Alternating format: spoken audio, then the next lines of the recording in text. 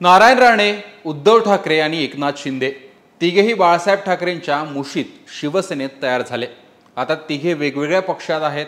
विशेष म्हणजे तिघेही मुख्यमंत्री झालेत आणि आता तिघांनाही आपली ताकद ही पुढे टिकवून ठेवायची आहे। एकाची ताकद मुंबईत आहे, दुसऱ्याची ठाण्यात, तर तिसऱ्याची ताकद ही तळ कोकणात।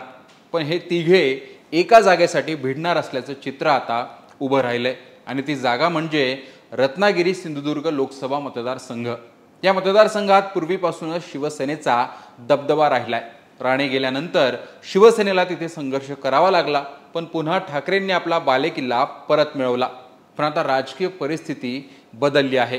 तिथे खासदार जरी शिवसेना ठाकरे गटाचा असला तरी आमदारांचा विचार केला तर या मतदारसंघात शिवसेना शिंदे गटाचे 2 आमदार, ठाकरे गटाचे 2 आमदार, राष्ट्रवादी अजित पवार गटाचा 1 आमदार तर भाजपचा 1 आमदार असं संख्याबळ आहे।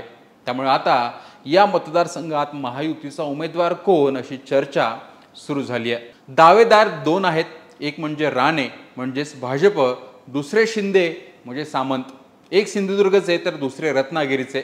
बाकी आणखीन नावं काही चर्चेत आहेत, पण ती केवळ चर्चाच ठरेल असं दिसतंय। राणेंचा विचार केला तर नारायण राणे हे केंद्रात मंत्री आहेत, ते राज्यसभेवर खासदार आहेत। 2024 मध्ये त्यांची टर्म संपते, त्यामुळे जर त्यांना पुन्हा केंद्रीय मंत्रिमंडळात स्थान मिळवायचं असेल तर त्यांना पुन्हा खासदार होणं हे आवश्यक आहे। त्यामुळे भाजपकडून नारायण राणे हे उमेदवार असण्याची दाट शक्यता व्यक्त केली जाते। निलेश राणेंनी काही महिन्यांपूर्वीच राजकीय संन्यास घेतला होता, तेव्हा राणे कुटुंबाची नाराजी त्यातून स्पष्टपणे दिसली होती। लोकसभा निवडणुकीची उमेदवारी हे त्या नाराजीमागचं एक कारण असल्याचं बोललं गेलं। त्यामुळे भाजपने ही जागा आपल्याकडेच घेतल्यास राणे घरातील व्यक्ती उमेदवार असेल अशी शक्यता दाट आहे।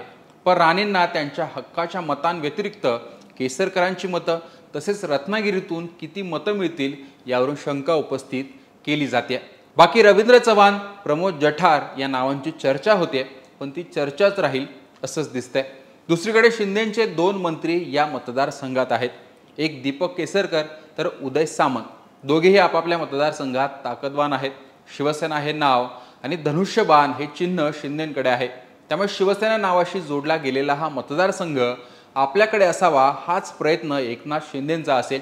त्यातूनच उदय सामंत यांचे भाऊ किरण सामंत हे निवडणूक लढवण्यासाठी इच्छुक आहेत। नुकतंच किरण सामंत यांनी एक स्टेटस ठेवलं आहे, मी किरण रवींद्र सानप रोकेगा कोण असं या स्टेटसवर त्यांनी लिहिलंय। त्यामुळे किरण सामंत यांनी हा इशारा उमेदवारीवरून दिलाय, पण तो नेमकं कोणाला दिलाय याची चर्चा होते। जरी ते म्हणाले की महायुतीच्या उमेदवाराचा मी प्रचार करेन, पण पडद्याआड नक्कीच मोठ्या घडामोडी सुरू असतील असंच बोललं जातंय। त्यामुळे रत्नागिरी सिंधुदुर्ग लोकसभा मतदारसंघावर सध्या भाजप आणि शिवसेना शिंदे गट या दोघांकडूनही दावेदारी सांगितली जाते। गेल्या महिन्यांपासून ज्या राजकीय घडामोडी घडल्या आहेत त्यावरून भाजप आणि शिंदेंमध्ये शीतयुद्ध सुरू असल्याचंही या ठिकाणी दिसतंय। उमेदवारी एकालाच मिळणार, पण नाराज झालेला दुसरा ऐन निवडणुकीत मदत करेल का अशी शंका उपस्थित होते।